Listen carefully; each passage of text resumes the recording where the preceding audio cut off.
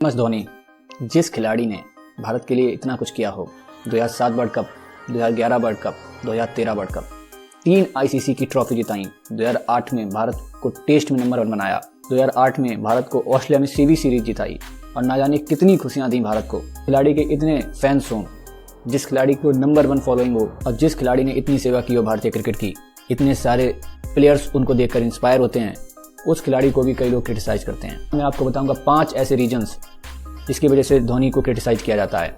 महेंद्र सिंह धोनी, जिन्होंने अपने जीवन में कई तरीके की ऊंचाइयां देखी, 5 में इंटरनेशनल डेब्यू किया, 2007 में ही उनको कप्तानी दे दी गई और वो तीनों फॉर्मेट के कप्तान बन गए और उन्होंने अपनी कप्तानी में भारत को ऊंचाइयों पर ले गए। भारत को कई ऐसे खिलाड़ी दिए जो आज भी भारत की सेवा कर रहे हैं, लेकिन उसके बावजूद भी उनको कई बार क्रिटिसिज्म का सामना करना पड़ता है। तो 5 ऐसे रीजन्स जिसकी वजह से महेंद्र सिंह धोनी को क्रिटिसिज्म का सामना करना पड़ता है। पहला रीजन की अगर मैं बात करूं तो वो है नो सेंचुरी आउटसाइड एशिया।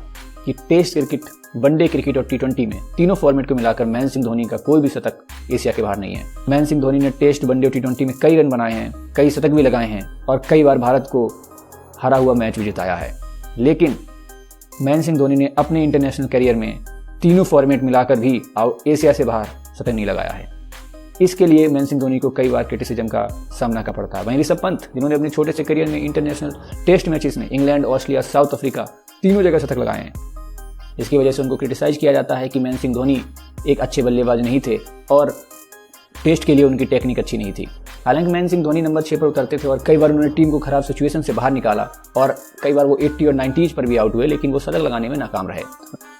दूसरी चीज जिसकी वजह से महेंद्र सिंह धोनी को क्रिटिसाइज किया जाता है वो है स्ट्राइक रेट के ऊपर। ये तो आप सबको पता होगा और इससे आप सब लोग भी वाकिफ होंगे कि महेंद्र सिंह धोनी अपने लेट करियर में काफ़ी गेंदे लेते थे, टुक टुक करते थे और काफ़ी गेंदे लगते थे। लेकिन महेंद्र सिंह धोनी जिन्होंने अपनी इंटरनेशनल करियर की शुरुआत ही एक अटैकिंग बैट्समैन के तौर पर की थी और एग्रेसिव प्लेयर के तौर पर की थी, जहां उन्होंने श्रीलंका के खिलाफ 183 रन बनाए थे ताबड़तोड़। वहीं पाकिस्तान के खिलाफ 2006 में पाकिस्तान में ही उन्होंने बेहतरीन पारियां खेली थी। लेकिन अपने करियर के आखिरी दौर में उनको कई बार धीमी पारी खेलने के लिए क्रिटिसाइज किया जाता था। इनिंग की शुरुआती दौर में काफ़ी बॉल्स खेलते थे और उसके बाद अपने स्ट्राइक रेट को बढ़ाते थे जब एक बार सेटल हो जाते थे। कई बार ऐसा होता था कि वो ज़्यादा बॉल्स ले लेते और सामने वाले प्लेयर्स पर प्रेशर आ जाता था, जिसकी वजह से उसको विकेट गंवाना पड़ता था, जिसकी वजह से महेंद्र सिंह धोनी को कई बार क्रिटिसाइज किया गया।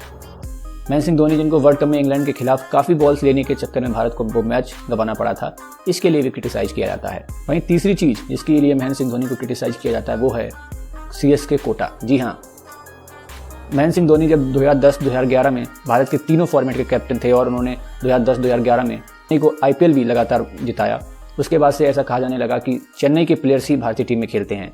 उस समय भारतीय टीम में रविंद्र जडेजा, आर अश्विन, एस बद्रीनाथ, सुरेश रैना, ये सारे प्लेयर्स जो चेन्नई के लिए खेलते थे वो इंडियन टीम में भी आ गए और इस तरीके की कई बार धोनी को क्रिटिसाइज किया जाने लगा कि चेन्नई के प्लेयर्स ही भारतीय टीम में खेलते हैं। ये ऐसा लगता है कि सीएसके का एक कोटा है भारतीय टीम में जिसके थ्रू क्रिकेटर्स आते जाते रहते हैं। हालांकि जो प्लेयर्स आए, रविंद्र जडेजा, चेन्नई और आर अश्विन, सुरेश रैना, ऐसे जो भी प्लेयर्स भारतीय टीम में आए चेन्नई सुपर किंग्स के, वो क्वालिटी प्लेयर्स थे और उनमें वो काबिलियत थी कि वो इतने लंबे समय तक खेल गए। इसलिए कई बार ये जो क्रिटिसिज्म होते हैं धोनी के, ये बेबुनियाद भी लगते हैं। चौथा जो क्रिटिसिज्म महेंद्र सिंह धोनी का होता है वो है कि वो सीनियर प्लेयर्स को ज़्यादा पसंद नहीं करते थे।